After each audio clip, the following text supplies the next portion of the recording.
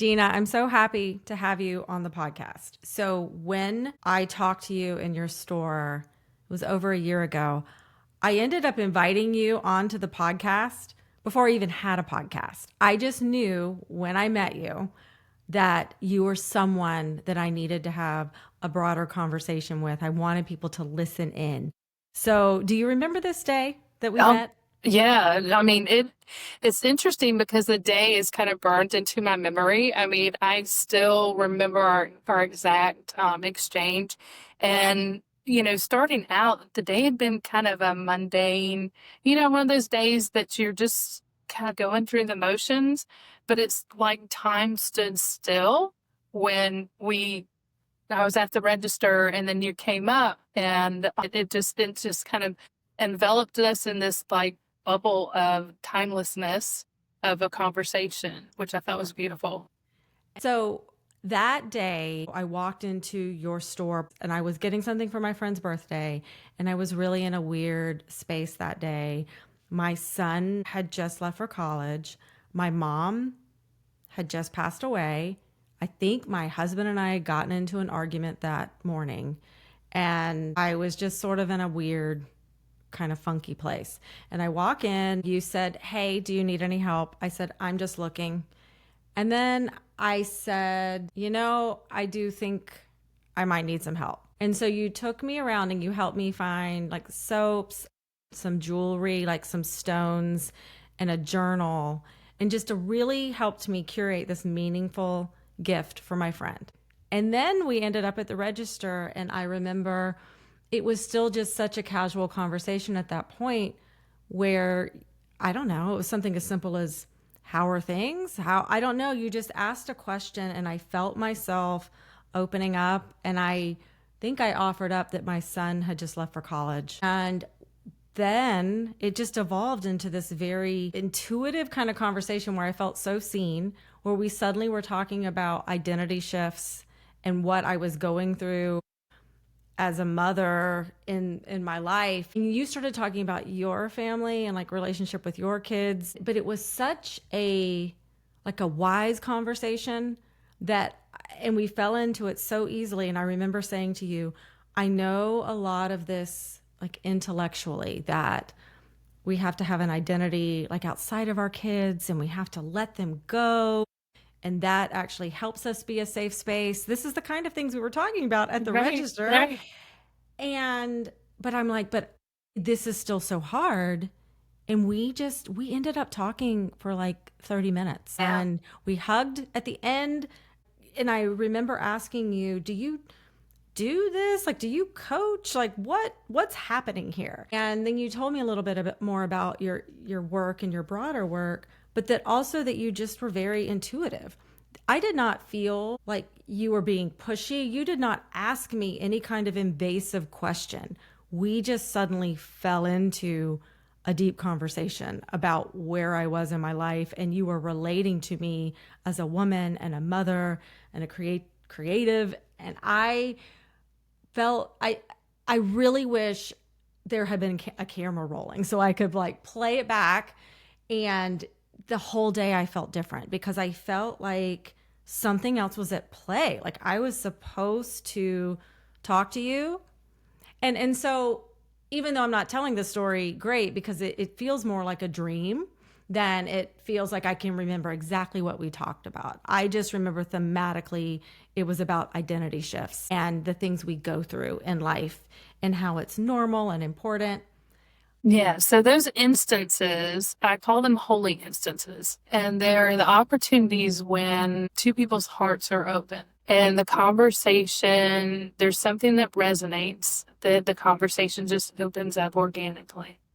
And what I have found through my experience in life, and especially my experience in the store, is I'm a conduit, listening ear, a voice for the divine, if you want to call it that. We all are, so it's not something that's unique to me. We all have this capability, but sometimes the distractions of life get in the way. And, you're just in one of those in the weeds kind of days, and I could sense it and feel it. And also being able to resonate with the loss of identity, whether it was my previous loss of a career, and real estate and things like that, or the same loss of the identity of mother, and what does that look like? The mother, the sister, the daughter, all these identities, these things we think we are, and we're not necessarily those things. And there's these, I'm going to call them thresholds in life, to where we come to these times to where we're on the threshold of walking into another room, and you are on one of those thresholds. And it's like, well, who am I now? What do I do with myself? And in this time in history, we're being called even more to create. Let that expression come through us, be birthed through us, however it expresses through your unique vessel, because we're constantly giving and caring for others. And then when you find a shift like that, there's actually a grieving process. There's a grief of the bold family dynamic, your baby, growing up. And there's also excitement for them, but a lot of confusion as well. So, being that I had experienced some of those things myself, I was able to show like, okay, this is a greater thing that's happening for you. It happens for all of us. And I think right now that is happening for a lot of us, to step into our authenticity. So now you get to explore, like, well, who am I? What do I want to do now that I don't have to think of, their needs being fed and going to ball practice or all those things. Right. Yeah. And it's so interesting right now. I actually feel in my body the same way I felt when we were talking, like almost like I'm buzzing. And I remember saying, like, I know what you're saying. I've always known this. And I think because I've gone through personal transitions and a lot of personal growth, like there's things you intellectually know. And yet I was like, and I'm still feeling like I'm feeling lost. I'm feeling like I'm clinging emotionally, even if I'm trying to temper my behavior so I don't look like I'm clinging. I feel clingy and scared and afraid of what is next. I'm not sure I'm ready for next. I liked the way it was. And I think I left that conversation feeling grounded because it brought me back to this awareness of me, like who I am in my spirit on the inside, like the part of me that is with me through my whole life, like wherever I go. And I hadn't lost it, but I had definitely lost connection to it. And it's interesting how that happens. Like, what do you think causes us to go from feeling connected to disconnected, or the other way around? Disconnected and now you feel connected. Like, is it more accessible than we think, like to basically reconnect with our true selves? Yeah. So I think there's a lot of things that cause it, especially right now.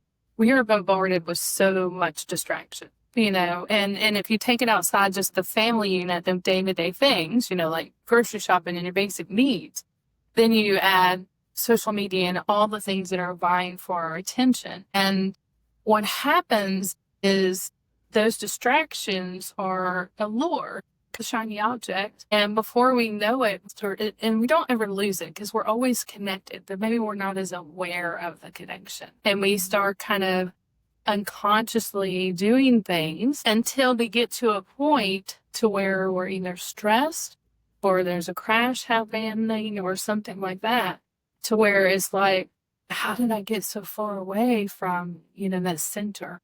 So we're always kind of coming back to center. And when I was listening to you talk about intellectually, yeah, we know these things, the basic principles of life changes, but we don't really talk about the emotional part of it, the grief part of it, all of the sadness that comes from change. And it is almost like a death. And, actually the Buddha talks about there being like these little deaths. It is kind of like a little death. And that's the part we don't really talk about so much because we're all wearing the mask. We're trying to, hold up the persona. And I also, while I was at the register, we talked about that I had a book and that you had a book. So this is your beautiful children's book. Fiona the Firefly finds her light. And I was looking back, and you had signed the book for me that day, and you wrote, "You're meant to shine brightly."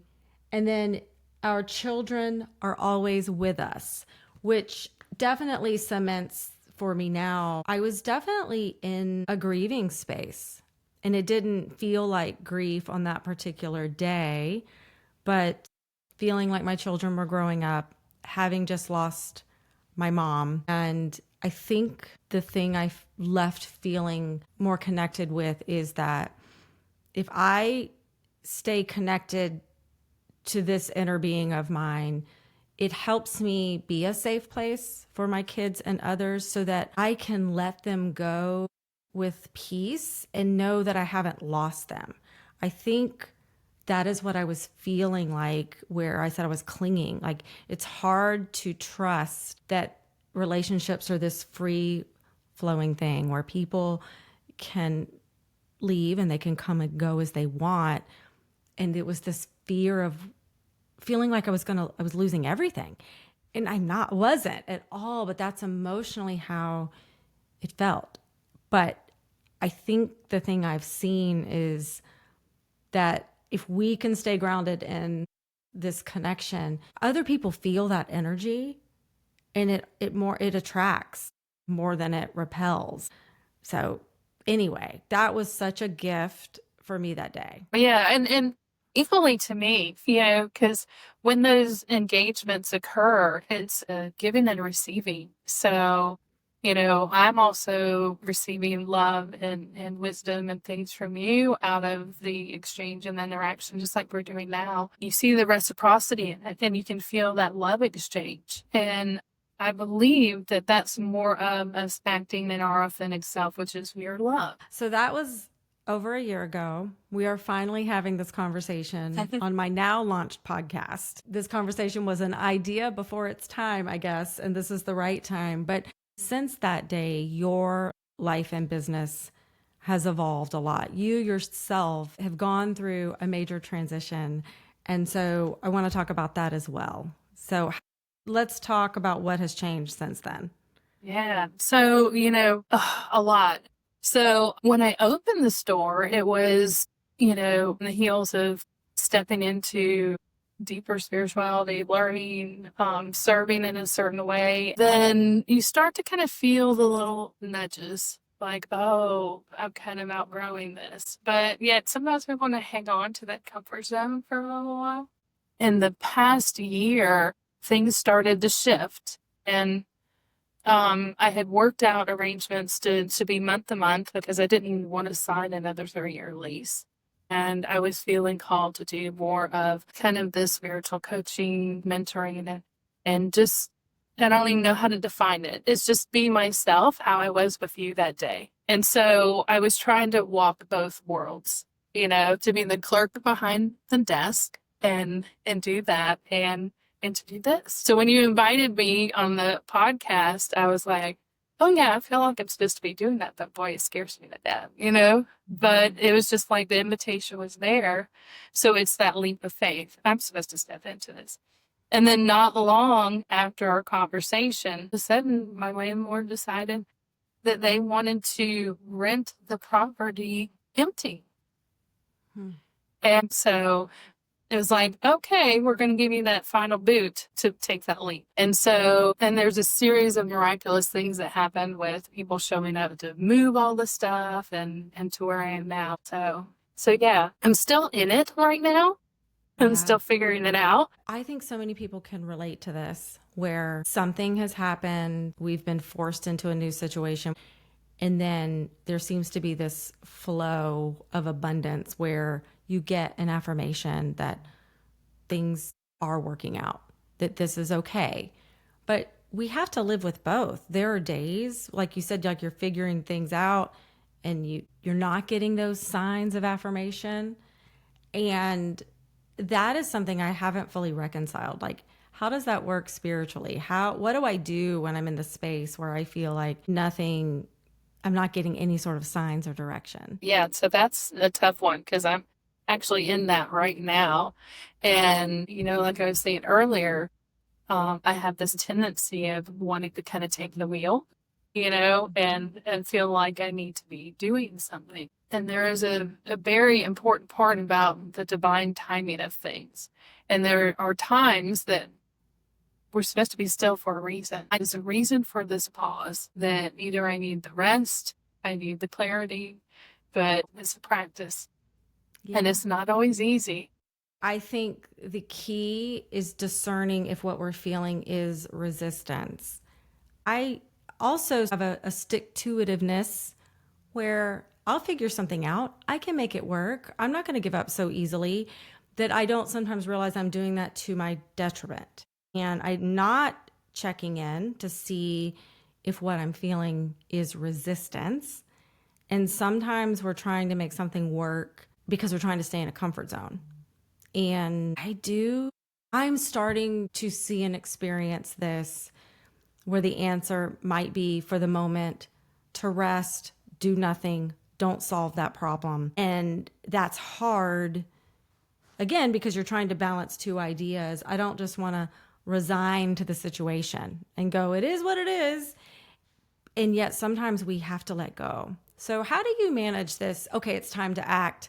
I need to let go. We're kind of in this mode of the doing versus the being.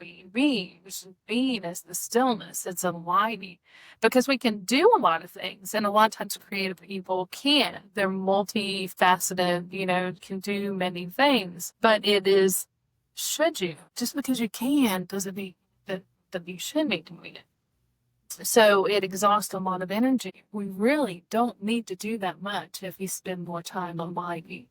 Because doors will open, somebody will call you, ask you to be on a podcast. Those things will happen when you get out of the way and let go. We're used to things being quote unquote hard, but really that's not the way they're designed to be. When we just align. And so the alignment is so very vital. Absolutely. Gina, thank you so much for your time. I loved our conversation. It's going to be a gift for many people listening out there. They'll find it's just what they needed, the thing they didn't even know they needed.